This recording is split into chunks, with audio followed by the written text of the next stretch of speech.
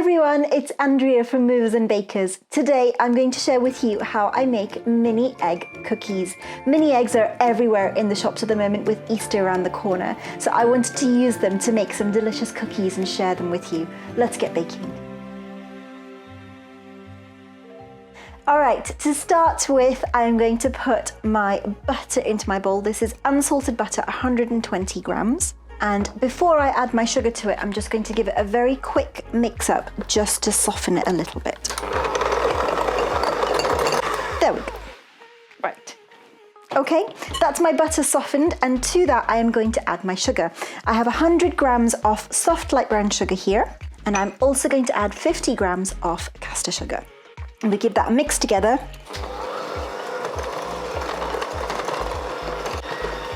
Awesome.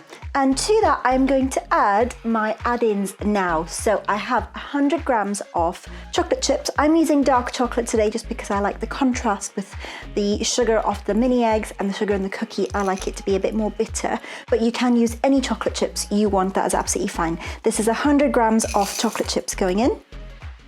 And to that, I am also going to add 100 grams of mini eggs. Now, what I've done with these is I've just chopped them up.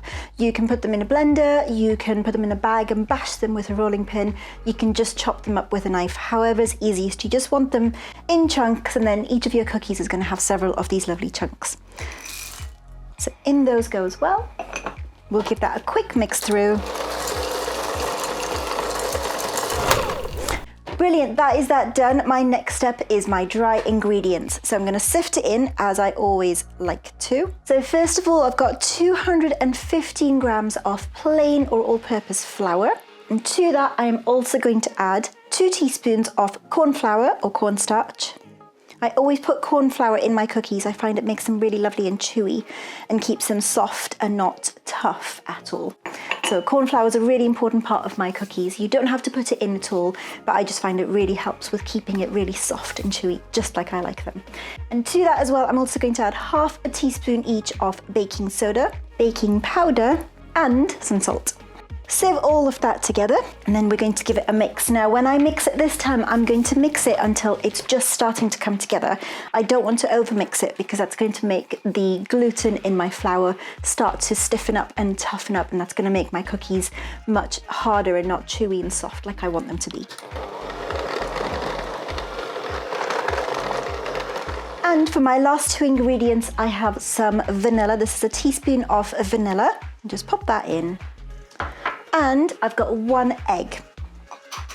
Now, I don't want to mix my cookie mixture too much, so I'm cracking my egg in a separate bowl, and I'm going to give it a quick mix in here before I add it to my cookie mix.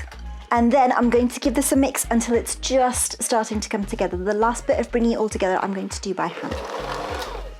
That was literally about 10 seconds of mixing. That is all you want. It still very much looks like it's not quite together, and that is absolutely fine. If you've not seen this kind of cookie from me before, it's very similar to my NYC Biscoff cookies, which are lovely chunky cookies, but you want to not mix them really thoroughly like some of my other cookie recipes. These are going to turn out lovely and big and thick and soft in the middle, so that's why I'm treating them a bit differently to my other cookies.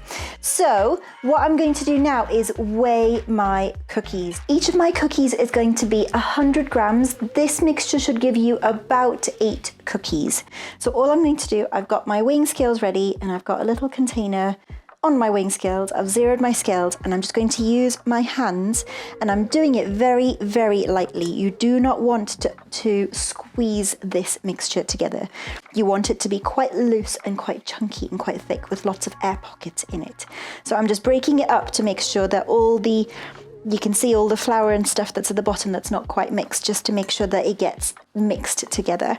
And then what I'm going to do is grab a handful and pop it in my bowl. And I want it to be 100 grams. That's pretty good. That was 99. That was a really good guess. Okay, get over that now. So you want it to be about 100 grams, and then you're going to put it together in your hand and squeeze it together until it's just holding its shape together. So you don't want to, normally with my cookies, with my previous cookies, I have squeezed them together using a cookie scoop, and you've got evenly sized cookies that way. This is a little bit different, this technique, but it's going to give you really chunky, thick cookies that are absolutely beautiful. So you're just squeezing together. You can see it's still slightly falling apart in my hand, and that's absolutely fine. You want it to just hold together enough for it not to fall apart, and then pop them on a cookie sheet. I've lined my cookie sheet, as you can see, with some baking parchment. If little bits fall off, try and squeeze them back on, but if they don't stick, that is absolutely fine. Do not worry about that at all. Once you have got all your cookies on your cookie sheet, on your baking tray, I have some extra broken up mini eggs here. This is about 50 grams worth, 40 to 50 grams worth, and I've made them into larger chunks than the other ones were, consciously, because I am going to stud my cookies with them. And what that means is the outside of my cookies will have these lovely mini egg pieces that you'll see that will just give you a lovely pop of color, an extra pop of color on the outside of your cookies. Once you have done all your cookies, it's time to freeze them. You need to pop this tray in the freezer for about half hour before you bake them. They'll bake at 200 degrees for about 10 minutes or so. They won't flatten out very much at all, and then you will leave them on the baking tray to cool for about half hour. And I will see you on the other side with baked cookies.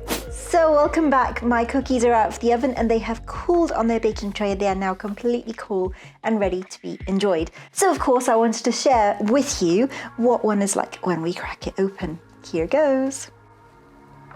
Look at that, beautiful gooey chocolate chips and bits of mini egg in the middle. You've got your lovely crisp outside shell, and then it'll be lovely and soft and chewy and gooey in the middle.